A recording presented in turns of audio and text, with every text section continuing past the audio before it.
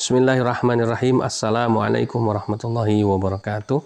Waalaikumsalam warahmatullahi wabarakatuh. Alhamdulillahirabbil alamin. Allahumma shalli wa sallim wa barik ala sayyidina Muhammadin wa ala alihi wa ashabihi ajmain. Amma ba'du fa ya ibadallah. Ittaqullaha haqqa tuqatih wa la tamutunna illa wa antum muslimun. Rabbi a'udzubika min hamazati syayatin wa a'udzubika rabbi ay yahdurun. Shadaqallahu nadzim. Puja dan puji syukur kembali kita panjatkan kehadirat Allah Subhanahu wa taala yang telah menuntun kita, memberikan hidayah kepada kita sehingga kita masih istiqomah untuk beribadah kepadanya, khususnya untuk mendirikan malam-malamnya dengan sholat-sholat malam ya, witir ya, kemudian baca Al-Qur'an, dan alhamdulillah hari ini spesial karena ini hari Kamis kita sudah melakukan sahur bersama untuk puasa sunnah Kamisnya. Mudah-mudahan Allah memberikan kekuatan pada kita untuk melaksanakan puasa selama satu hari nanti sampai sore ya. Salawat dan salam semoga terlimpah dan tercurah pada uswasana junjungan kita, suri teladan kita, Nabi kita Muhammad Sallallahu Alaihi Wasallam. Baik, sebelum kita mulai kita awali dengan doa seperti biasanya ya. Mohon diikuti dengan seksama. Bismillahirrahmanirrahim. Bismillahirrahmanirrahim. Asyhadu an la ilaha illallah wa asyhadu anna Muhammadar Rasulullah. Raditu billahi rabba wa bil islami dina wa bi Muhammadin nabiyya wa rasula. Rabbi zidna ilma warzuqna fahma. Amin ya. Ya, jadi kita akan tampilkan dulu ya nanti di layar pesan tahajud kita ya. Nanti bisa dibaca sama pemirsa di rumah. Jadi kita setelah selesai sholat tahajud, sebelum diskusi tentang dakwah ini, kita menyebarkan pesan tahajud yang muncul ya setelah kita bertafakur, kemudian oh pesan tahajud hari ini adalah ini ya. Hari ini kita menyampaikan kepada semua kaum muslimin yang ada di grup WA kita ya, bahwa mari hadapi COVID-19 itu dengan ketakwaan dan tawakal pada Allah ya. Jangan dihadapi dengan ketakutan dan trauma ya. Karena kalau kita menghadapi COVID dengan ketakwaan dan tawakal, sesuai dengan Quran surat 65 yang kemarin ya kita udah kaji ya, ayat 2-3, yang pertama, nanti pasti akan ada solusi dari masalah ya. Yang kemudian yang kedua, rezeki dari jalan yang tidak disangka-sangka. Yang ketiga, kebutuhan kita akan dicukupi ya. Tapi kalau kita menghadapi pandemi ini dengan ketakutan dan trauma ya, maka yang pertama, buntu jalan ya, nggak ada jalan keluar dari setiap masalah. Yang kedua, rezeki ditutup ya kan. Kemudian yang ketiga kebutuhan makin terhimpit ya, orang makin banyak yang menjerit. Terlebih sekarang ada sebagian yang kemudian mengaplikasikan aturan PPKM darurat ini dengan menutup masjid. Kok masjid ditutup ya? Ini kalau masjid ditutup berarti ini sama saja bukan mau mengharapkan pandemi ini berakhir ya. Pada akhirnya itu tadi nanti akan menutup rezeki, yang menutup solusi dari masalah yang kita hadapi ya. Ujung-ujungnya nanti su'ul khotimah, bukan husnul khotimah, ini yang kita takutkan kan begitu ya. Kemudian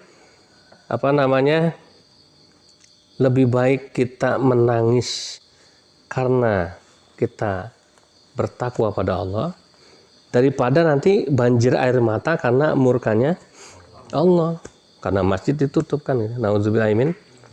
Nah ini yang kita tidak harapkannya. Nah ini tadi pesan tahajud yang kita sampaikan. Baik ya, kita masih ada 2 sesi, yaitu pembacaan ayat, artinya penjelasan sedikit, kemudian nanti ada tanya jawab ya. Kali ini kita ketemu surat yang sudah tidak asing, surat terkenal, yaitu surat nomor 29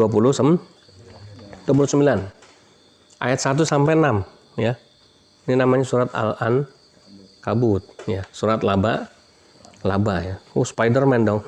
Bukan ya, laba-laba, bukan manusia laba-laba gitu ya. Ya kita akan bacakan, nanti Mas Ipin baca artinya ya. A'udzu billahi minasyaitonir rajim. Bismillahirrahmanirrahim. Alif lam mim. Sebentar, lupa. Nah, ya. Ahasiban nasu ay yutraku ay yaqulu amanna wa hum la yuftanun. Alif Lam Mim. Apakah manusia mengira bahwa mereka akan dibiarkan hanya dengan mengatakan kami telah beriman dan mereka tidak diuji? وَلَقَدْ فَتَنَّا الَّذِينَ مِنْ قَبْلِهِمْ فَلَيَعْلَمَنَّ اللَّهُ الَّذِينَ صَدَقُوا وَلَيَعْلَمَنَّ الْكَاذِبِينَ. Dan sungguh kami telah menguji orang-orang sebelum mereka, maka Allah pasti mengetahui orang-orang yang benar dan pasti mengetahui orang-orang yang dusta. Am hasibal ladzina ya'maluna as-sayyi'ati ay yasbiquna sa'a ma yahkumun. Ataukah orang-orang yang mengerjakan kejahatan itu mengira bahwa mereka akan luput dari azab kami? Sangatlah buruk apa yang mereka tetapkan itu. Man kana yarju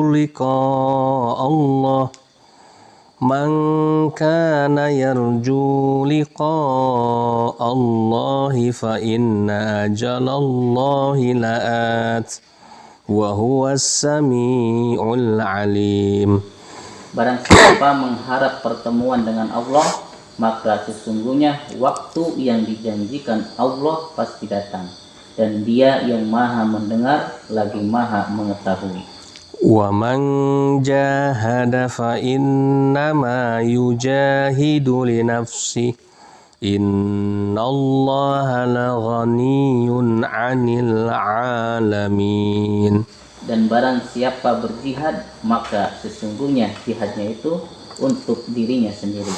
Sungguh Allah Maha Kaya, tidak memerlukan sesuatu dari seluruh alam. Shadaqallahul azim. Baik ya, ini ayat yang sangat indah yang tentu memberikan satu renungan dan motivasi buat kita ya. Di awal surat Ankabut ayat 1 sampai 6 ya. Jadi yang pertama Allah membuka, emangnya kamu ngira cukup dengan mengatakan saya beriman terus selamat kayak orang Kristen dong, langsung masuk surga begitu? Enak aja. Dikatakan di sini diuji dulu bos, dites dulu, bener nggak kamu beriman ya kan ya, serius nggak, pura-pura nggak kan gitu ya.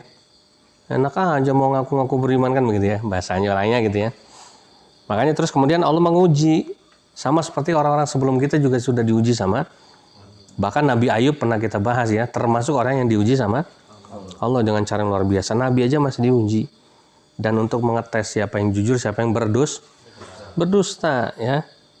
Kemudian orang-orang yang berbuat jahat, emangnya mereka mengira akan lolos dari azabnya? Allah, lihat ini sudah peringatan keras nih. Emangnya kamu kira kamu berbuat jahat itu akan lolos dari azab Allah gitu ya. Maka dikatakan sangat buruk apa yang mereka ya tetapkan itu. Artinya mereka mengira bahwa mereka tidak akan diazab oleh Allah. Itu Gusti Allah paling maklum gitu ya. Allah itu mana? Allah itu nggak kelihatan. Buktinya apa? Kita sekarang banyak orang jahat yang nggak diapa-apain kan gitu. Malah sekarang lebih banyak orang jahat daripada orang yang baik. Nah ini nih ayat ini ya. Emangnya dikira nanti akan lolos dari azab Allah ya. Nah cuma bedanya Allah sama kita itu, Allah itu maha sabar. Ya kalau kita nggak sabaran ini. Kita kepengen ya Allah cepetan dong tuh azab itu orang-orang jahat kan pengennya begitu. Emangnya lu Tuhan aja sabar, ya udah ikutin aja. Kita nih gak usah ikut campur urusan manusia sesama Manusia kita serahin sama Allah. Yang penting kita berbuat baik gitu ya. Kemudian di sini dikatakan barang siapa yang, nah ini yang kelima yang bagusnya. Dikatakan bahwa man kana yarju liqa Allah, barang siapa yang mengharapkan bertemu atau berjumpa dengan Allah. Nah, ini ya. Maka dikatakan ya di sini fa inna ajalallahu la'at, bahwa waktunya nanti pasti datang. Ya. Jadi kita kangen pengen ketemu sama Allah, sabar aja. Waktunya datang nanti. Ketemu sama Allah itu bukan mati. Orang yang mati itu belum tentu ketemu sama Allah ya, matinya suul khotimah. Bukan ketemu sama Allah, malah ketemu sama malaikat ya. Kubur yang menyeramkan gitu ya.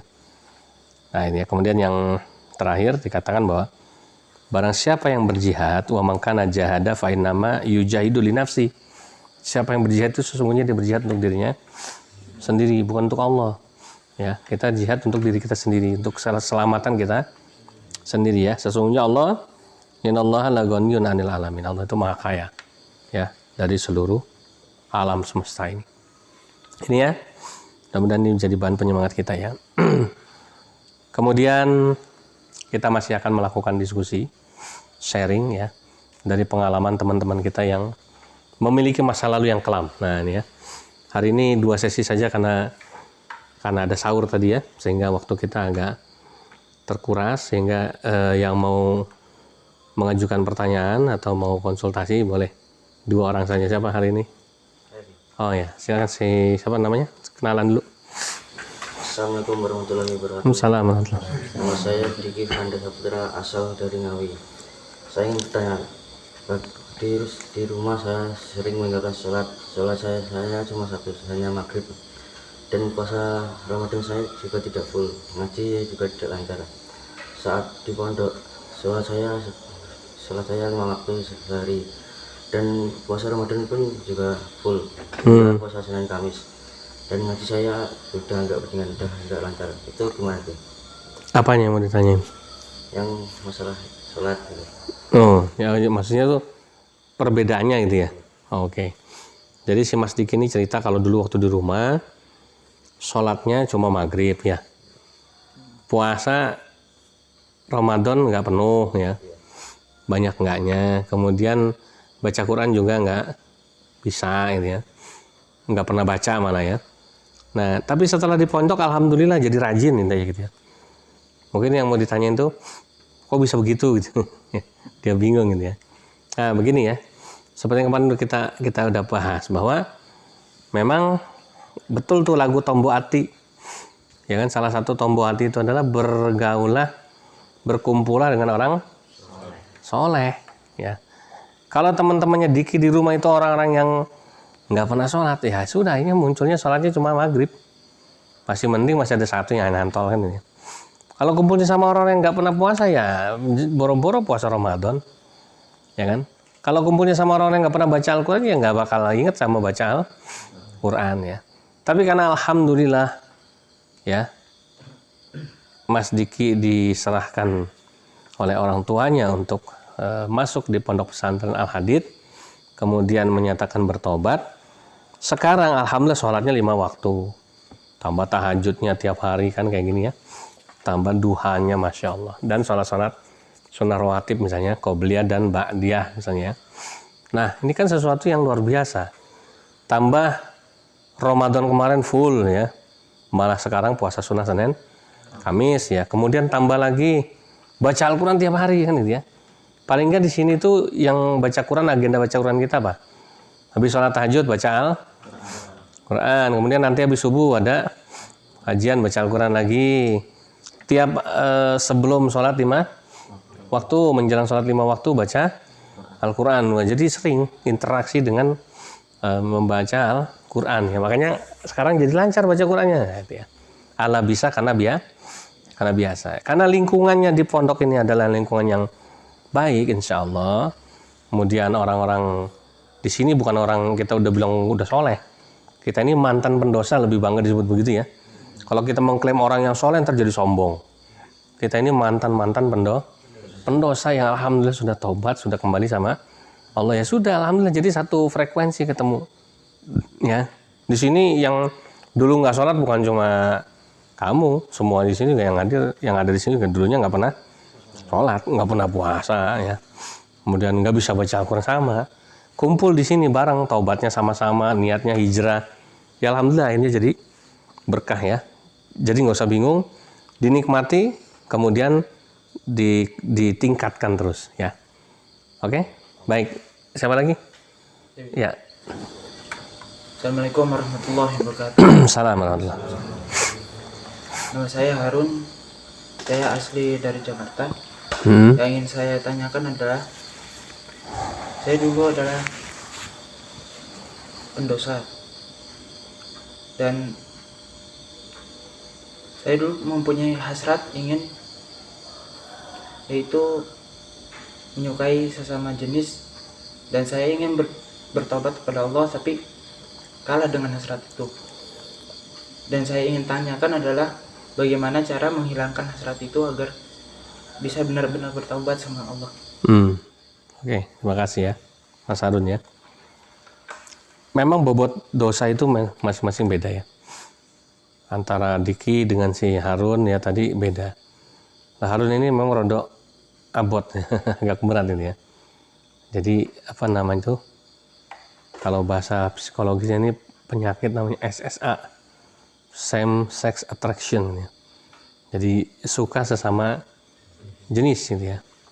Tapi ya sudah, nggak usah khawatir kalau memang niat kamu sudah kuat untuk bertobat pada Allah, ya maka kamu harus bisa jadi contoh buat kaum yang lain. Kalau sekarang istilahnya apa sih, LGBT gitu ya, yang keren ya. Bahwa bisa loh berubah, bisa loh taubat, bisa loh jadi normal kembali kan ya. Siapa tahu di luar sana banyak, mohon maaf ya, waria-waria yang sudah tua-tua, sudah tua bangka, sudah bonyok-bonyok, sudah hancur lebur hidupnya gitu ya. Bingung mau kemana, jatuh miskin ya, ditolak ke masyarakat kan begitu. Apakah mereka ditolak sama Allah? Tidak.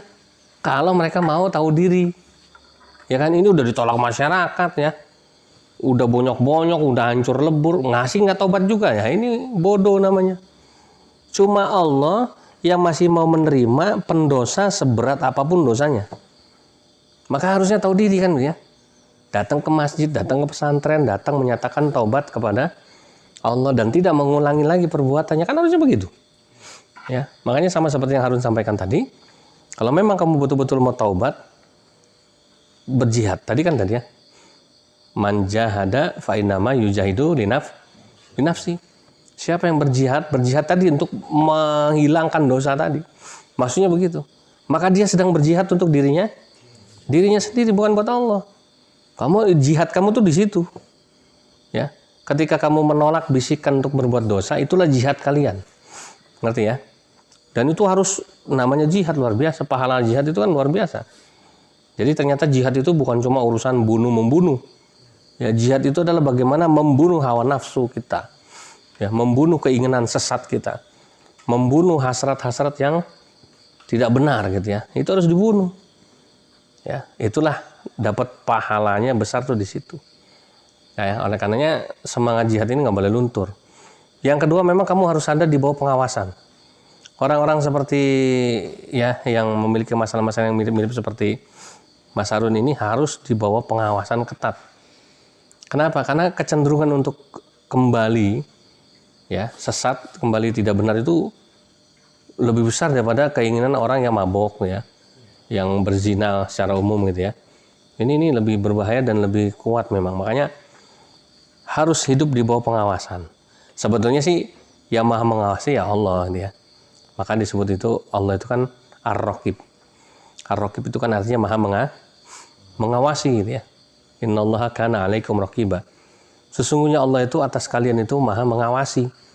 Ya, tapi kan kadang-kadang diawasi sama Allah kita ngece. Ngeledek gitu ya. Allah nggak kelihatan.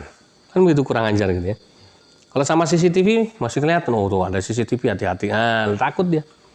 Sama Allah nggak takut, kenapa? Allah tuh goib kan, nggak kelihatan. Padahal Allah ngelihat kita, Allah mengawasi kita kan. Ya Allah mencatat setiap tindak tanduk kita. Cuma kita kadang-kadang kurang ajar di situ. Maka harus butuh figur, ya kan, yang mewakili Allah gitu ya. untuk mengawasi kamu. Ya, salah satunya adalah orang tua, guru, kan begitu. Ya.